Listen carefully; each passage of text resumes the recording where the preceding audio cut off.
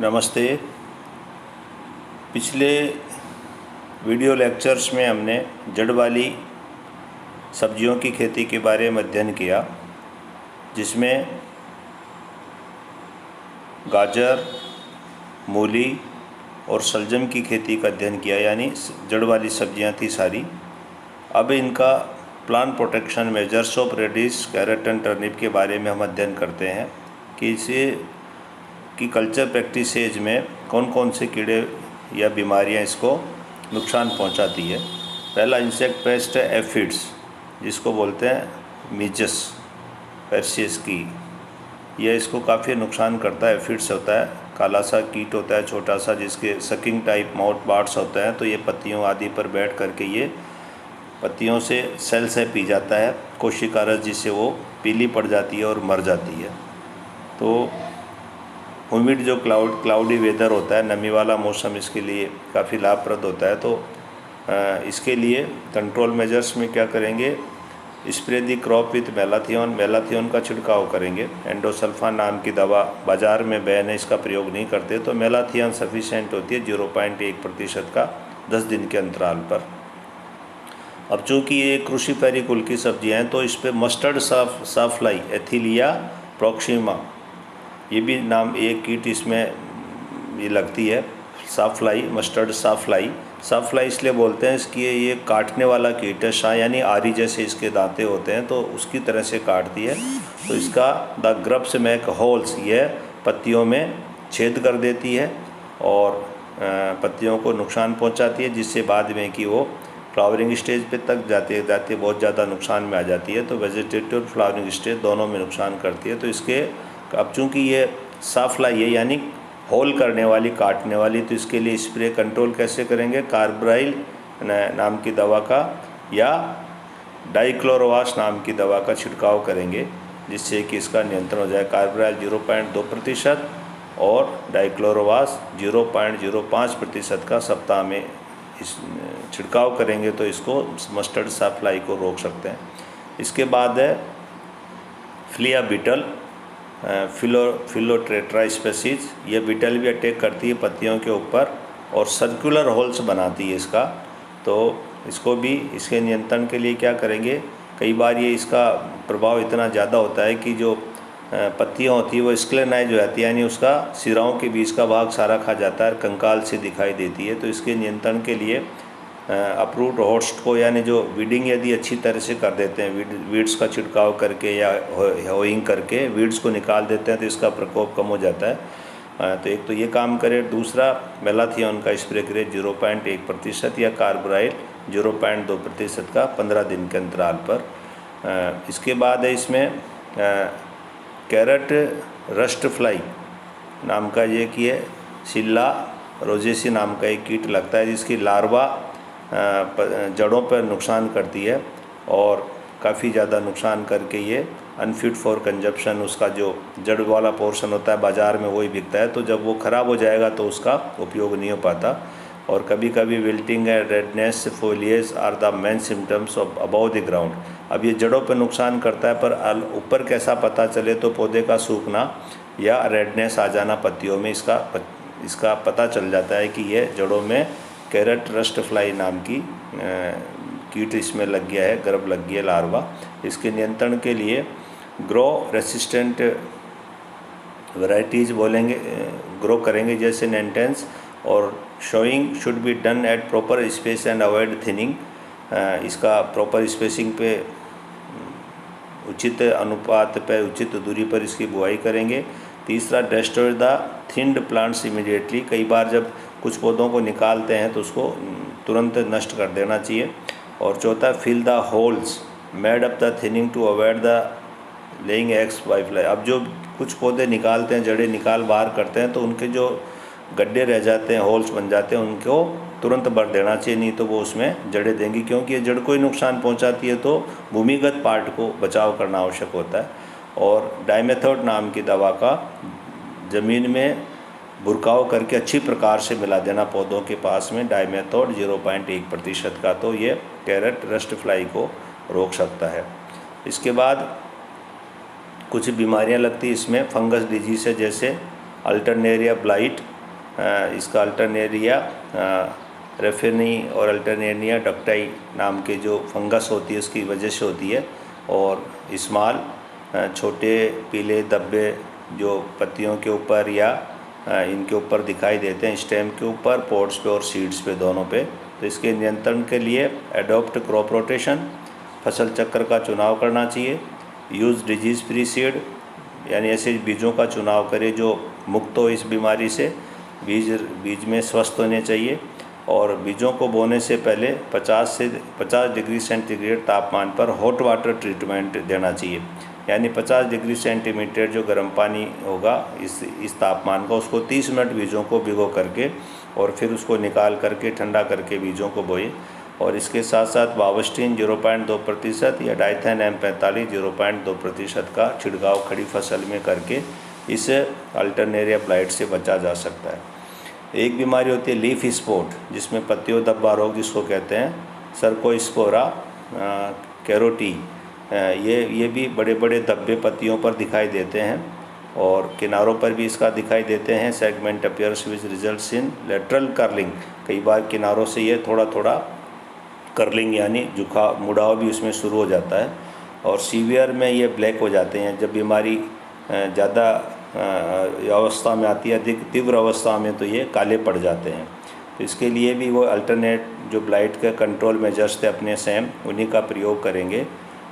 Adopt crop rotation, फसल चक्र का चुनाव करना, स्वस्थ बीजों का चुनाव करना, हॉट वाटर ट्रीटमेंट से बीजों को उपचारित करके बोना, और बाविस्टिन और डाइमिथान M45 का 7 से 10 दिन के अंतराल पर छिड़काव करना, इसका प्रयोग करते हैं लीफ स्पॉट के लिए। एक बीमारी होती है वाइट रस्ट यानी एल्बुगो कैनिडिया। ये भी सफ़ेद सा पाउडर इनके ऊपर देखा जाता है। Lower surface of the leaf, सफ़ेद पाउडर पत्ती की निचली सतह पर ये दिखाई देगा, ऊपर पे नहीं, निचली सतह पर। लोअर सरफेस यानी पत्ती की निचली सतह पर सफ़ेद पाउडर दिखाई देता।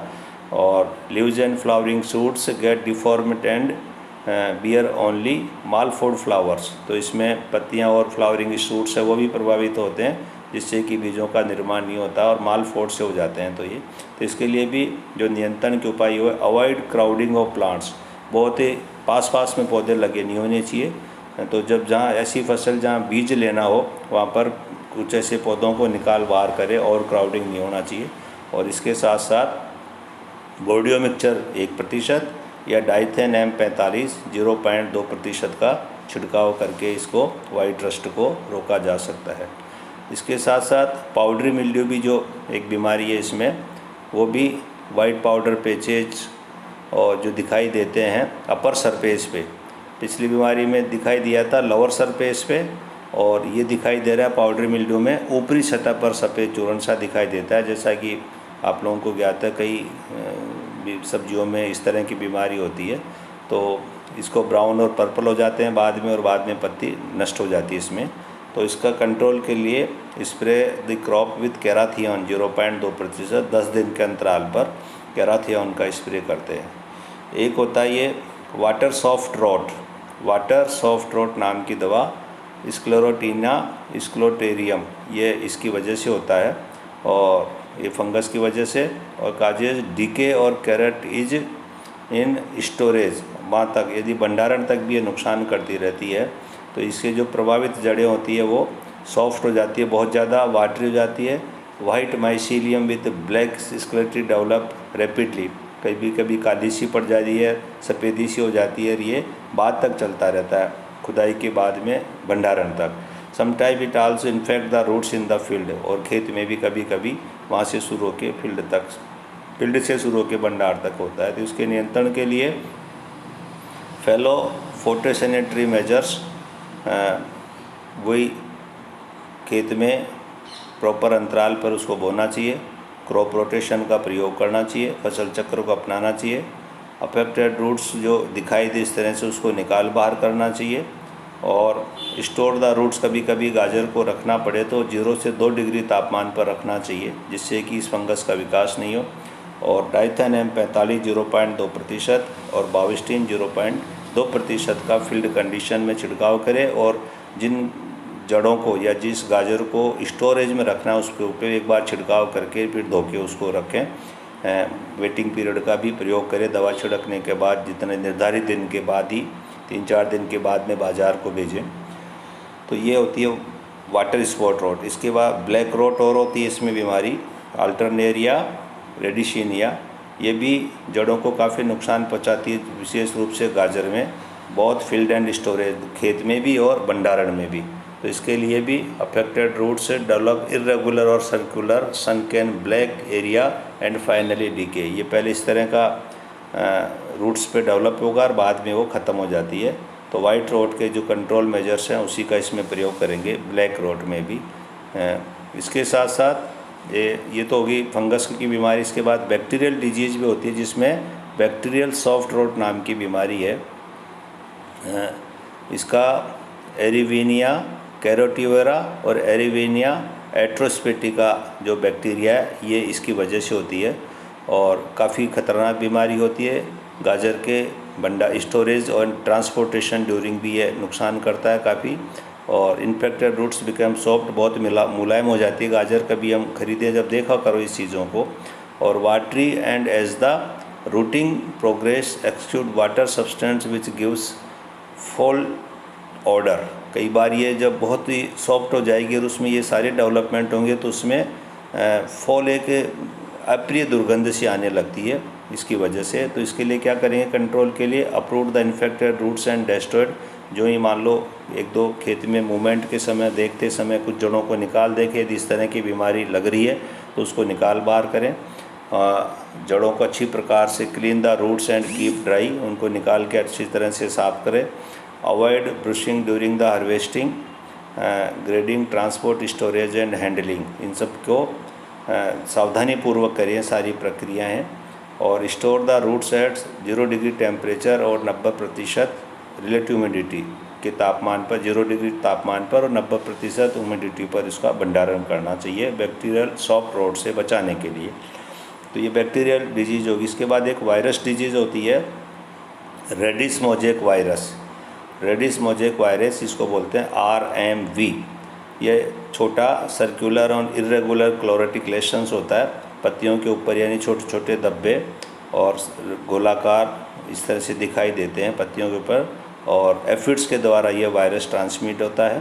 तो इसमें उसके नियंत्रण के लिए क्या करेंगे, इसे मोज़ेक वायरस के लिए अपरूट वीड शॉट्स, आसपास में जो कोई वीड्स के हैं तो उनको हटा देना चाहिए, क्योंकि जो एफिड्स होता है उस पर भी चलता है, वायरस भी चलता है। तो उसके अलावा इनको मूली के अलावा जो है सबको हटाना वीड्स को। दूसरा, collect seed from healthy plants. इसका भी थोड़ा सा ध्यान रखें, जब यदि हम ही बीज पैदा कर रहे हैं तो ऐसे स्वस्थ पौधों से बीज लेना चाहिए। तीसरा, remove affected plants and burn them. जो ही हमें ये रोग दिखाई दे खेत में, वायरस जनित रोग, इसको पौधों को निकालें और जला देवें उसको। और चौथा है स्प्रे मोनोक्रोटोफास। अभी एफिड के द्वारा फैलता है तो उसको रोकने के लिए मोनोक्रोटोफास नाम की दवा 0.03% या डाइमेथोड 0.03% का छिड़काव करके इस एफिड को रोके ताकि बीमारी फैले नहीं।